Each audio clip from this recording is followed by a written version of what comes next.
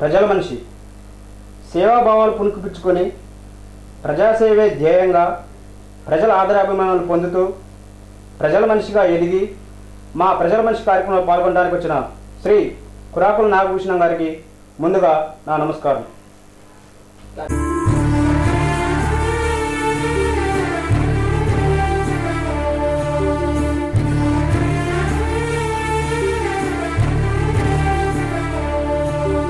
ప్రజల మనిషి ప్రజలందరి మనిషి రాజకీయ చరిత్రలో ప్రజల మనసు గెలుచుకున్న మనిషి ఆంధ్ర రాష్ట్ర చరిత్రలో.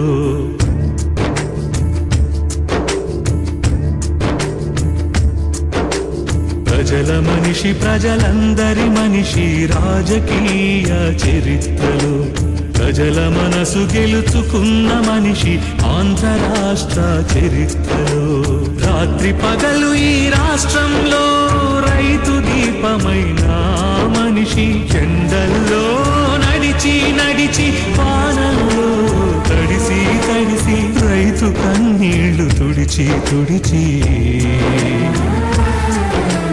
రైతు ప్రాణమై నిలిచి నిలిచి జలయజ్ఞం కొరకు బ్రతుకు సమర్పి. నమస్కారం అండి. నమస్కారం. వైటీవీ ప్రేక్షకులకి నమస్కారం. సార్, ముందుగా మా వైటీవీ ప్రేక్షకులకు మీ పరిచయ కార్యక్రమాన్ని వివరించండి. వైటీవీ ప్రేక్షకులకు నమస్కారం. నేను వెంకటాయపాలెం గ్రామంలో పుట్టాను, వెంకటాయపాలెంలోనే పెరిగాను. నేను కొన్ని సంవత్సరాలు వెంకటాయపాలెంలో ఉంటూ మేము 7 అన్నదమ్ములు నేను 5వ వాడిని. మీ 7 అన్నదమ్ములు 5వ వాడిని నేను. 7వ వాడిని 7వ తమ్ముడు వెంకయ్యాన్ని ఐఎఫ్ఎస్ చేయించాము. కాకపోతే దురదృష్టవశాత్తు యాక్సిడెంట్లో చనిపోయాడు. మేము కూడా ఒక్కడిని చదివటానికి 6 కలిసి ఉండి, మా నాన్న 70 ఏళ్ళు చనిపోతే తమ్ముడు చదివటానికి మేము ఎంతో కష్టపడి ఒక్కడిని చదివించిన ఒక్కడు కూడా 4 జిల్లాలకు ఆఫీసర్ అయిన తర్వాత యాక్సిడెంట్లో చనిపోవటం జరిగింది. దాని తర్వాత మేము చాలా చిన్న కుటుంబం నుంచి వచ్చిన వాళ్ళం. నేను కూడా పాలేరుగా 6 సంవత్సరాలు పాలేరుగా జీతం చేసి 15 సంవత్సరాలు కాలువలో డ్రిల్లింగ్గా చేసి, నేను పిల్లగాళ్ళని చదివటానికి కూడా ఇది లేని టైంలో నేను ఒక అమ్మాయిని 10వ తరగతి, అబ్బాయిని ఇంటర్మీడియట్, ఒక అబ్బాయిని డిగ్రీలో బంద్ చేయించాను. ఇక ఆ తర్వాత నేను చిన్న జాబ్లో చేరి ఆడ నుంచి నైట్ డ్యూటీ ఎంచుకొని పగులు నాకు వచ్చిన 4 ఎకరాల పొలాన్ని సాగు చేసుకుంటూ దాని తరపున మళ్ళీ చిన్న రియల్ ఎస్టేటు వ్యాపారంలోకి వచ్చి నేను దినదిన అందరి సహకారంతో, నేను పెద్దల ఆదరణతోటి వ్యాపారంలో కొంచెం కలిసి వచ్చింది. దాని తర్వాత ఇప్పుడు నేను ఏం చేయాలా, నా పిల్లలు చదివించుకున్నప్పుడు చదివిలేకపోయాను. ఇప్పుడు నాకు ఎంతో కొంత దేవుడు ఇచ్చిన మట్టుకు నేను మంచిగా అంత పెద్దగా లేకపోయినా నాకు దేవుడు ఇచ్చినట్టు మంచిగా ఉండ కాబట్టి నాతోటి నా కష్టం ఏంటో తెలుసు కాబట్టి కష్టంలో ఉండే పిల్లలకి చేతనైన కాడికి మనం సహకరిద్దామని మా యాదవ సంఘం తరపున ఒక సంఘ పరిధిలో ఒక భవనం కట్టేయడం జరిగింది. ఇక్కడ బీద పిల్లలకని ఒక భవనం కట్టించాము.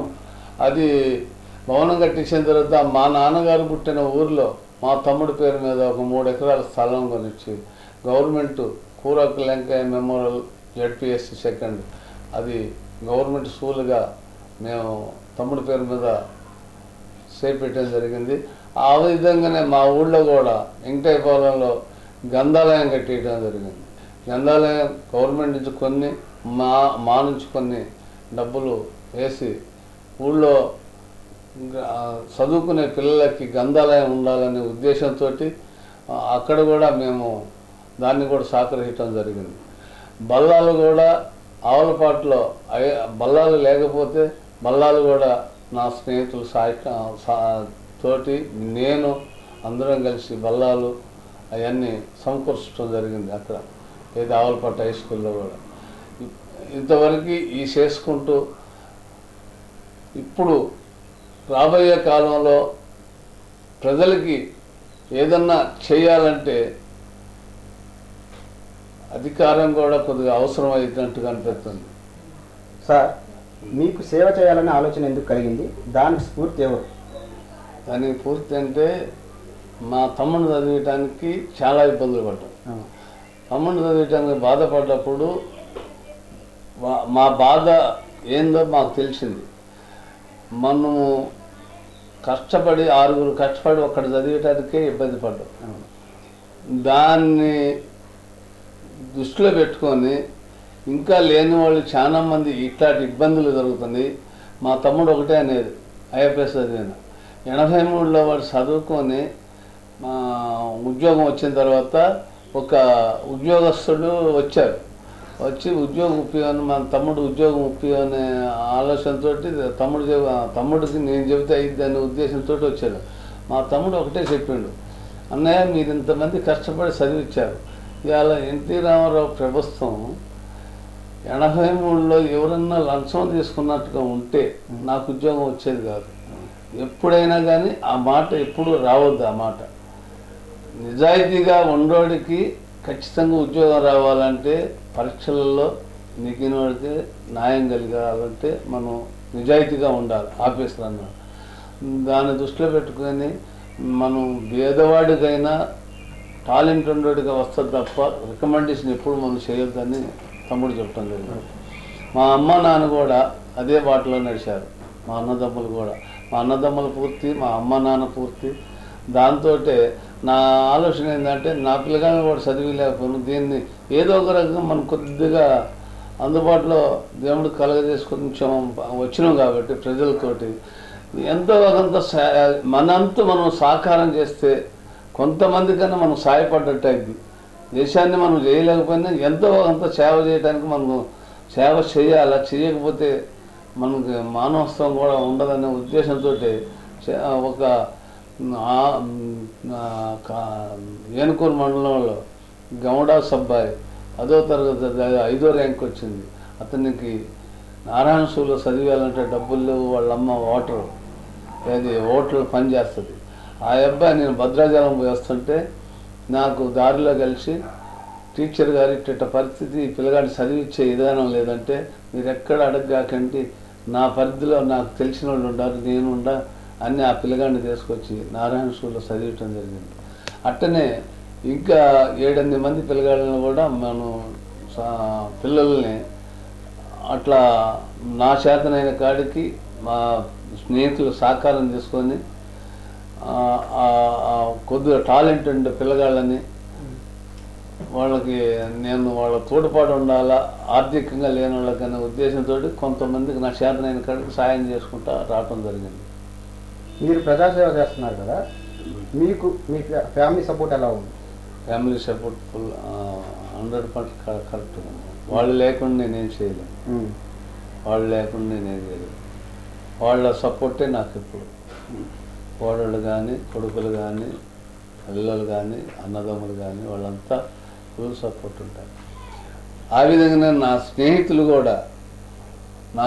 కూడా పూర్తి సపోర్ట్ ఇచ్చారు. ఆ సపోర్టు రాజకీయ రంగంలో నేను ఏదో సంపాదించాలా ఇది కాదు, కానీ నేను రాజకీయ రంగంలో నా శక్తి మేరకు ఇదివరకు చేసేదానికాడికి నా శక్తి మేరకు ఖచ్చితంగా నేను పనిచేసి వాళ్ళకి నా చేతనైన సహాయం చేయటానికి నేను ముందుండి వాళ్ళకి నా చేతనైన కాడికి నా శక్తి మేరకు నేను చేయాలనే ఆలోచనతో నేను ఈ పార్టీలో చేస్తాను. నాకు ఇక రెండో ఆలోచన అయితే లేదు. నా కుటుంబ సభ్యులు, నా అన్నదమ్ములు, నా స్నేహితులు కూడా నాకు పూర్తి సహకారం ఇచ్చారు కాబట్టి నేను ఈ పార్టీ వైపు చూస్తున్నా అని నేను సభాముఖంగా చెప్తున్నాను. సార్, ఇప్పుడున్న పరిస్థితుల్లో మీరు ఖమ్మం పట్టణంలో ప్రజల మనిషిగా పేరొందినారు. ప్రజలకు మీరు చేసిన కార్యక్రమాల గురించి కొన్ని వివరించండి. ప్రజలకంటే ఇక్కడ బీద పిల్లల కోసం ఒక హాస్టల్ కట్టించారు. దానికి ఈ సాయిగా అసలు రోడ్డు లేదు ప్రజలు నడవటానికి. రోడ్డు లేకపోతే గవర్నమెంట్ సర్వేర్లు తీసుకొచ్చి అక్కడ ఆల్రెడీ రోడ్డు ఉంది, ఇంతకుముందు రోడ్డు ఉంది కానీ దాన్ని అట్పై చేసి పంటలు పండించుకుంటున్నారు. దాన్ని గవర్నమెంట్ సర్వేర్లు తీసుకొచ్చి రోడ్డు తీపిచ్చి రోడ్డు వేపించడం జరిగింది సాయిగా. దానికి రోడ్డు సౌకర్యం బాగాలేదని కలెక్టర్ గారి దగ్గర పోయి 25 లక్షల రూపాయలు సిమెంట్ రోడ్డు తేవడం జరిగింది. దానికి ఆ విధంగానే ఎక్కడ ఇప్పుడు ఆవులపాట్లో హై స్కూల్ కూడా 6వ తరగతి వరకే ఉండే. 6వ తరగతి వరకు ఉంటే అక్కడ మా నాన్నగారు పుట్టిన వాళ్ళు బీసీలు ఎక్కువగా ఉండారు, కొంతమంది తక్కువగా ఉండరు. చదువుకున్న వాళ్ళు ఒక కుటుంబాలు ఒక 10-20 కుటుంబాలు ఉండే. కడం కుటుంబాలన్నీ కూడా అక్కడ నుంచి 6వ తరగతి నుంచి పోలేకపోయిన కుటుంబాలు ఉండే.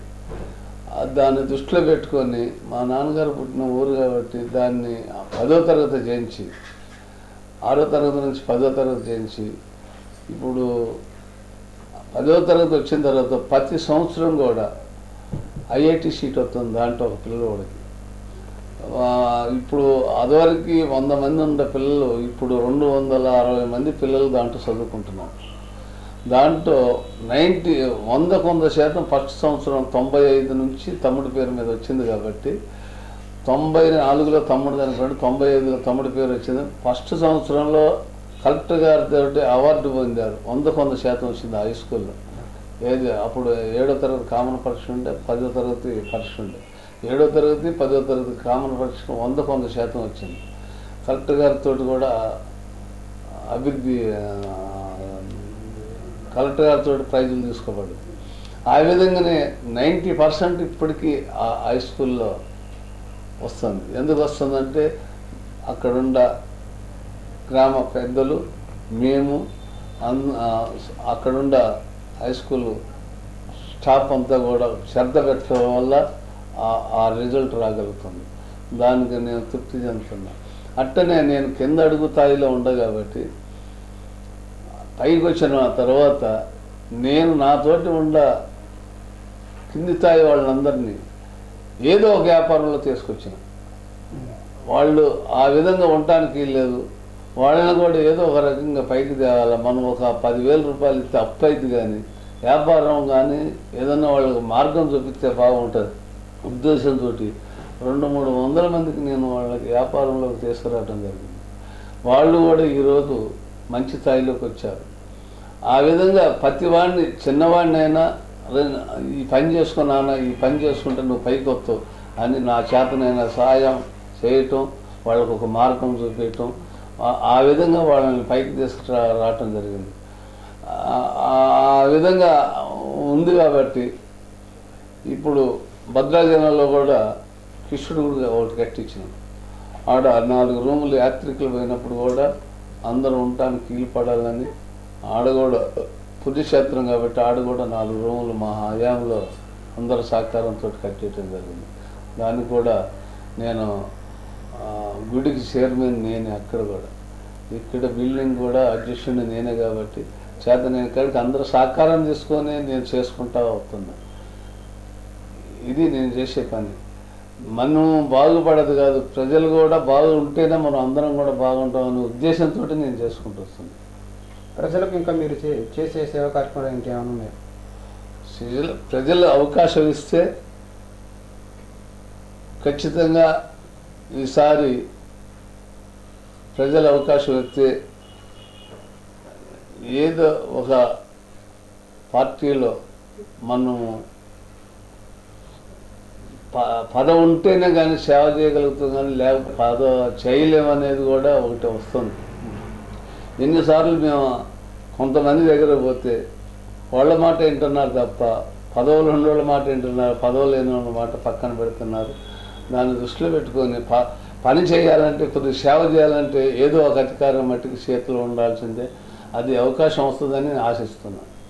సార్, రాజకీయాలు ప్రజల కోసమా లేకపోతే పదవుల కోసమా? ప్రజల కోసం చేసిన వాడే రాజకీయాల్లో రాణించలేదు.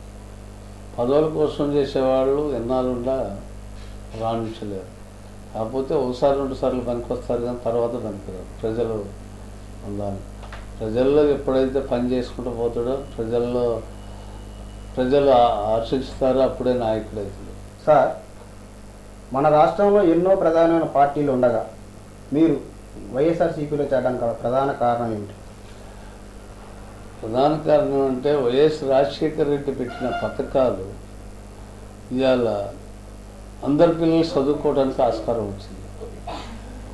ఒక జబ్బు చేసిందంటే ఆరోగ్యశ్రీ పెట్టాన ఇవాళ అందరికీ అవసరం మేరకు వారు పెట్టిన పథకాలు చేపట్టి ఇవాళ కొంతమంది ఆపరేషన్లు చేయించుకోగలుగుతున్నారు. కార్పొరేటర్ ఆఫీసులు, హాస్పిటళ్ళలో పింఛన్లు వస్తున్నాయి, పిల్లలకి ఫీజులు వస్తున్నాయి. ఇవన్నీ ఆకర్షించడాన్ని ఆ పార్టీలో చేరితే బాగుంటుంది. జగన్ బాబు గారు చిన్న కుర్రవాడైనా వారు చేసే పనులు చాలా మంచిగా ఉండేవి కాబట్టి వారి నాయకత్వంలో పనిచేస్తే బాగుంటుంది, ఇంకొద్దిగా సేవ చేయడానికి కీలుగా ఉంటుంది అనే ఉద్దేశంతో నేను ఆ పార్టీ వైపు నేను చేరదామని ఆలోచన చేసిన. ఇప్పుడున్న పరిస్థితుల్లో రాజకీయాల్లో వర్గపోరు ఎక్కువగా ఉంది, దానిపై మీ స్పందన ఏమిటి? వర్గపోరు ఉందంటే వర్గపోరు చేసేవాడికి వర్గపోరు ఉండా ప్రజలు తీర్పిస్తారు. ప్రజల తీర్పుకి వర్గపోరుకి దానికి సంబంధం లేదు. పని చేసేవాడికి పని చేసినట్టుగానే ప్రజలు తీర్పిస్తారని నా ఉద్దేశం. అదే ఒక పార్టీలోనే రెండు వర్గాలు వచ్చుకుంటున్నారు కదా. రెండు వర్గాలుండా ప్రజలు రెండు వర్గాల నుండి చీల్చి ఒక వర్గాన్ని అణిచిపట్టాలని ఆలోచన చేసిన ప్రజలిచ్చే తీర్పు నమ్మకమైన నాయకుడు అయితే ప్రజలు ఖచ్చితంగా తీర్పిస్తారని నా నమ్మకం. అసలు రాజకీయాల్లో వయసు పరిమితి అవసరం. వయసు పరిమితి అంటే యువతకే ఎక్కువ అవకాశం ఇవ్వాలా, కానీ అట్టనే పెద్దవాళ్ళు కూడా వాళ్ళ ఆలోచనలు కూడా ఉంటే మంచిదని ఆలోచన. ఎక్కువ శాతం యువతకే ఎక్కువ ప్రియారిటీ ఇవ్వాలి. పెద్దవాళ్ళ అవసరాలు కూడా వాళ్ళ అనుభవాలు కూడా తీసుకొని వీళ్ళు ముందు నడితే బాగుంటుందని నా ఆలోచన. వైఎస్ఆర్సీపీలో యువతకి ఎక్కువ ప్రాధాన్యత ఇస్తున్నారు కదా, దానిపై మీ స్పందన ఏమిటి? ఖచ్చితంగా యువతకి ప్రాధాన్యం ఏంటనేది అది పూర్తిగా రాజధికారం తేగలుగుతారని నా ఆలోచన. అసలు పార్టీలలో వర్గపోరు ఎందుకు వస్తుంది? వర్గపోరు అంటే అందరిని కలపకపోవటం వల్లనే వర్గపోరు. అందరినీ కలపకపోయేటట్టు ఉంటే వర్గపోరు రాదు. ఏ నాయకుడైనా సరే అందరిని కలపకపోయి అందరినీ సమతూకంతో చూసినట్టయితే ఆయనకు అండగా అందరూ ఉంటారు. వాళ్ళని సరైన టైంలో వాళ్ళని ఆదరించకపోవటం వల్లే వర్గపోటు అవుతుందని నా ఆలోచన. ఇప్పుడు జగన్ బాబు గారు ఉండడు. జగన్ బాబు గారు చిన్న వయసు అయినా నైట్ పగులు కష్టపడి ప్రజల్లోకి వెళ్ళి ప్రజల మనిషిగా ముద్రపడ్డాడు. ప్రజల మనిషిగా ముద్రపడ్డాడు కాబట్టి ప్రజలంతా ఆయనకి వెళ్ళి వైపు చూస్తున్నారు. ఇవాళ పిల్లలు చదువుకోవాలన్నా లేకపోతే ఇప్పుడు బీదవాళ్ళు ఆపరేషన్లు చేసుకోవాలన్నా, వితంతులకు పింఛన్లు రావాలన్నా, వికలాంగులకు పింఛన్లు రావాలన్నా, ఏ పింఛన్లు రావాలన్నా వాళ్ళు పెట్టిన పథకాల వల్లనే ఇలా ప్రజల్లో వాళ్ళకంత ఆదరణ, అభిమానం. దాన్ని ఆకర్షించే నేను ఆ పార్టీలో చేరదామని ఆలోచన చేసి ఆ పార్టీ వైపు పోతుంది. ఇప్పుడున్న పరిస్థితుల్లో ఒక పార్టీలో టికెట్ ఇవ్వకపోతే వేరే పార్టీకి మారిపోతున్నారు, దాని మీద మీ అభిప్రాయం? అది ఇక కేవలం పదవి కోసం పోయినట్టే. కేవలం పదవి కోసం పోయినట్టే. పనిచేసేవాడు అక్కడే ఉండి ఖచ్చితంగా పని చేయాలి తప్ప ఇంకో పార్టీలో పోతాడంటే పదవి కోసం పోయినట్టే. ఈ పార్టీలో ఇవాళ మంత్రిగా ఉండి ఇప్పుడు దాకా ఇట్లా చేసి తెల్లారి పార్టీకి ఇంకో పార్టీకి పోతాడంటే ఇది పదవి కోసం చేసినట్టే. ప్రజల కోసం చేసినట్టయితే కాదు. ప్రజల కోసం చేసేవాడు ఏ పార్టీలో ఏదైతే ఉంటాడో ఆ పార్టీలో పనిచేయాలా, ఆ పార్టీ జనంతో కలిసిమెలిసి ఉండాలి, కష్ట సుఖాలు పంచుకున్నప్పుడే ప్రజల మనిషి అవుతుంది. ఈ రాజకీయ రంగంలో మీ తపన, మీ ఆలోచన, మీ ఆశయం ఏమిటి?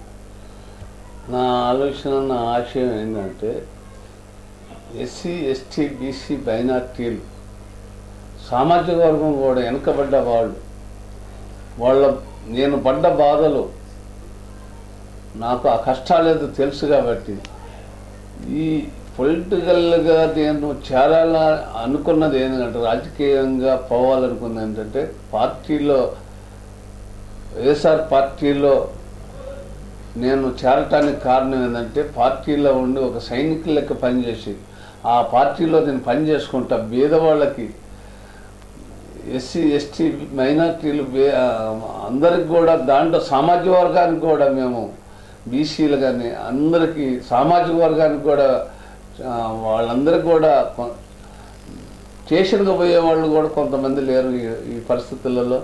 వాళ్ళకి న్యాయం చేయాలంటే అధికారం ఉన్నవాళ్ళే చేపడుతున్నారు, అధికారంలో ఉండవాళ్ళే పని చేయించుకుంటున్నారు. పేద స్థాయిలో ఉండేవాళ్ళు ఎవరైనా సరే ఇంత మట్టికి స్టేషన్కి పోదామంటే వాళ్ళు పోయే పరిస్థితి లేదు. అట్లా ఆ ఆలోచనతో నేను ఖచ్చితంగా వైఎస్ఆర్ పార్టీలో చేరి అన్ని కులాలకి ఆదర్శంగా ఉండి వాళ్ళకి పనిచేద్దామని ఆశే, కానీ సంపాదన మీద ఆశ కాదు, పదవుల కోసం కూడా నాకు ఆశ కాదు. ఒక పార్టీలో ఉండి ఆ వైఎస్ రాజశేఖర రెడ్డి గారు పెట్టిన పథకాలు, జగన్బాబు ఇప్పుడు జగన్బాబు చేసే పనులు, వాటన్నీ ఆకర్షించని ఆ పార్టీలో చేరి ఒక సైనికుల లెక్క పనిచేసి తోటుపాటు ఉందామని ప్రజలకు అందుబాటులో ఉండి పనిచేద్దామని ఆశతోటి నేను ఆ పార్టీకి చేరదామని ఆలోచన చేసి ఆ పార్టీలో చేరుతున్నాను. దానికి తప్ప నాకు ఏ పదవుల మీద ఆశ లేదు, ఏ పదవి కావాలని కూడా నాకు ఆలోచన కూడా లేదు. ప్రజలకి ఏ రకంగా సేవ చేస్తే బాగుంటుందో ఆ రకంగా సేవ చేయాలనే ఆలోచనే నాకు అనిపించి నేను ఆ పార్టీలో చేరదలుచుకున్నాను. మా వైటీవీ ద్వారా ప్రజలకు ఏం చెప్పాలనుకుంటున్నారు? వైటీవీ ద్వారా ఖమ్మం ప్రజలకి నేను చెప్పేది ఒకటే, నేను ఇన్నాళ్ళ బట్టి నేను ఖమ్మంలో ఉన్న ప్రజలందరికీ నా సంగతి ఏందో మీ అందరికీ తెలుసు. నేను ఇన్నాళ్ళ బట్టి రాజకీయంలో ఎక్కడా నేను ఏ పార్టీలో లేను. ఎవరికైతే ఏ పార్టీ అయితే మనకి అనుకూలంగా ప్రజలకు పనిచేస్తారో ఆ పార్టీకి పని చేసుకుంటా వచ్చాను. ఇప్పుడు నేను వారిని ఒకటే కోరుతున్నా, నేను ప్రజల దగ్గరికి పోయి రాజకీయంలోకి రంగప్రవేశం చేస్తాను కాబట్టి ప్రజలంతా ఆదరించి నన్ను ఆదరించి ఖమ్మం జిల్లా ప్రజలంతా ఆదరించినట్టయితే నేను ఇంకొద్దిగా ఎక్కువ సేవ చేసి కష్టపడైనా నేను వారికి సేవ చేసి నేను నా వంతుగా కార్యక్రమాలు చేసుకుంటూ ప్రజలకి దగ్గరగా ఉంటూ ప్రజలకి ఎప్పుడు అడిగితే అప్పుడు అందుబాటులో ఉండటానికి నేను ఉంటానని, దేవుడి ఆశీస్సులు ఉండాలా, ప్రజల ఆశీస్సులు ఉండాలా, అందరి ఆశీస్సులతోటి నేను రంగప్రవేశం చేస్తాను. నన్ను ఆశీర్వదించండి అని కోరుతూ అందరికీ నమస్కారం చేస్తున్నాను. మా ప్రజల మంచి కార్యక్రమంలో పాల్గొని మా వైటీవీ ప్రేక్షకులకు మీ విలువైన సమాచారాన్ని అందించినందుకు కృతజ్ఞతలు. ఇక్కడికి వచ్చి మమ్మల్ని ప్రజలకు అందించినందుకు మీ వైటీవీ వారికి కూడా నమస్కారం.